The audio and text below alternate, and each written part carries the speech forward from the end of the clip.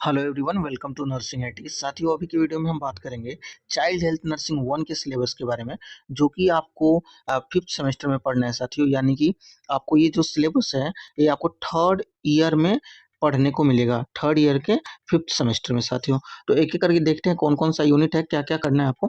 तो इसमें जो टोटल नंबर ऑफ यूनिट है साथियों, वो टोटल नंबर ऑफ यूनिट कितने, आपको 6 यूनिट इसमें पढ़ने हैं चाइल्ड हेल्थ नर्सिंग 1 में।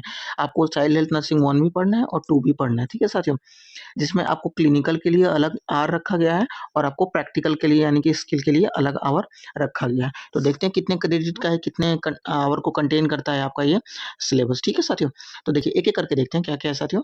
तो पहला क्या है साथियों, पहले क्या है इसमें कि ये बताने की कोशिश कर रहा है आपको कि जो थ्योरी पार्ट है वो कितने हैं, 3 क्रेडिट को कंटेन करता है, जो कि 60 घंटे का है। और लैब स्किल जो है वो 1 क्रेडिट को कंटेन करता है और ये कितने 40 घंटे का है।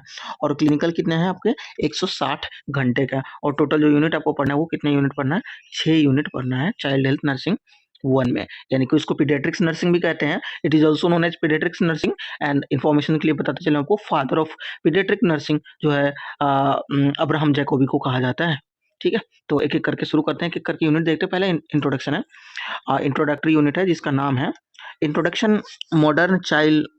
इंट्रोडक्शन है modern concept of child care, यानी कि मॉडर्न कॉन्सेप्ट क्या है चाइल्ड केयर का, उसके बारे में। जिसमें आता है historical development, historical development of child health. अगला है philosophy of philosophy and modern concept of child care. उसके बाद है culture and religious considerations in care, national policy and legalizations in the relation to child health and welfare। उसका national program and agency related to the welfare service of the children. अगला है international accepted right of the child, changing trends in hospital care, preventive promotive and curative aspects of child health, preventive pediatrics के concept, immunizations और immunization program and cold chain के बारे में पढ़ने हैं। अगला है कोल्ड चेन के बाद care of under 5 clinic, under 5 clinics, well baby clinic, preventive measures to avoid towards accident, child morbidity and mortality, difference between adult and child which affect response to illness में physiological difference, psychological difference, social difference, immunological difference, hospital management of sick child, impact of hospital on the child family, communication technique for the children. उसके बाद grief and बेबरीमेंट जो कि आपको nursing Honda में पढ़ना है, role of child health nurses in a caring of hospitalize child. उसके बाद principle for pre and post operative care of infant and children. Child health nursing procedure के बारे में पढ़ने की कौन कौन सा प्रोसीजर है, जिसमें administration of medication, oral, intramuscular, intravenous. उसके बाद है calculation of fluid requirement, applications of restrain, assessment of pain children, FACES scale, pain rating scale, FLCC scale और न्यूमेरिक स्केल से करने हैं साथियों। अगला जो अपना आता है उसको बोलते हैं यूनिट नंबर 2। यूनिट नंबर 2 में क्या क्या पढ़ना है, द हेल्दी चाइल्ड। इस यूनिट का नाम है the healthy child. Healthy child, healthy child में क्या है, definitions and principle of growth and development की क्या डेफिनेशन होती है, factor affecting growth and development from birth to adolescent. उसके बाद है growth and development theories, Freud की थ्योरी, एरिक एरिक्सन की, जेन पिजेट की और कोलबर्ग की थ्योरी। साथियों ये अपने साइकोलॉजी में पढ़ा होगा, जब अपने फर्स्ट सेमेस्टर पढ़ रहे होगे उस समय साइकोलॉजी में पढ़ने को मिला होगा, ठीक है साथियों।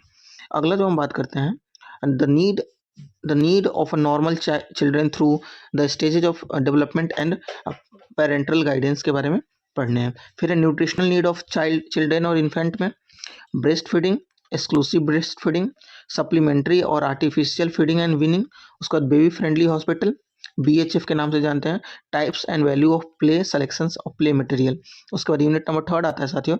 यूनिट नंबर 3 में क्या है, यूनिट नंबर जो 3 है आपका, उसमें क्या कहता है साथियों, nursing care of a neonates में आता है, appraisal of a newborn, nursing care of a normal और न्यूबॉर्न, इसेंशियल न्यूबॉर्न केयर मतलब ICU और NICU, neonatal resuscitation, nursing management of a low birth baby, kangaroo mother care, nursing management of common neonatal disorder में आता है, hyper bilirubinemia, hypothermia, metabolic disorder, neonatal infections, neonatal seizure, respiratory distress syndrome RDS, RDS के बारे में बात करेंगे। उसके बाद retinopathy of prematurity, organisations of neonate care, उसके बाद नियोनेटल इक्विपमेंट्स के बारे में पढ़ेंगे। फिर जो हमारा अगला यूनिट आता है यूनिट नंबर 4, यूनिट नंबर 4 में क्या पढ़ना है, आईएमएनसीआई के बारे में पढ़ना है, integrated management of neonate and childhood illness, IMNCI के बारे में पढ़ना है साथियों, यहाँ पे लिख रखा है आईएमएनसीआई मॉड्यूल के बारे में पढ़ना है, ठीक है। उसके बाद हमारा जो अगला यूनिट है यूनिट नंबर 5 में पढ़ना है nursing management of a common childhood disorder, में रेस्पिरेटरी सिस्टम के कुछ डिसऑर्डर, आइए बात करते हैं उनके बारे में। Identification and nursing management of congenital मालफॉर्मेशंस, congenital disorder में ट्रैकोइसोफेजियल फिस्टुला, डायफ्रामेटिक हर्निया के बारे में पढ़ेंगे। उसके बाद पढ़ेंगे अदर में एक्यूट नेजोफैरेंजाइटिस, टॉन्सिलाइटिस, क्रॉप ब्रोंकाइटिस, उसके बाद ब्रोंकियोलाइटिस, निमोनिया, अस्थमा, इंडोक्राइन में जुवेनाइल डायबिटीज मेलाइटिस और हाइपोथायराइडिज्म के बारे में पढ़ेंगे। उसके बाद जो हमारा अगला यूनिट है यूनिट नंबर 6, जो लास्ट यूनिट अपना बचता है, उसमें पढ़ेंगे चाइल्डहुड की कौन कौन सी इमरजेंसी आती है, जिसमें एक्सीडेंट के कॉजेज, प्रिवेंशन, पॉइजनिंग क्या होती है, फॉरेन बॉडी क्या होती है, हेमरेज क्या होती है, बर्न और ड्राउनिंग क्या होती है। फिर इसके लिए हम PLS या AHA का गाइडलाइंस पढ़ेंगे। साथियों आज की इस वीडियो में हमने टोटल 6 यूनिट को कवर किया है।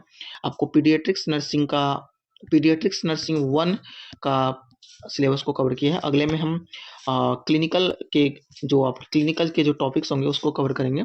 साथियों वीडियो बहुत अच्छा लगा हो तो शेयर करें। बहुत बहुत धन्यवाद आपका।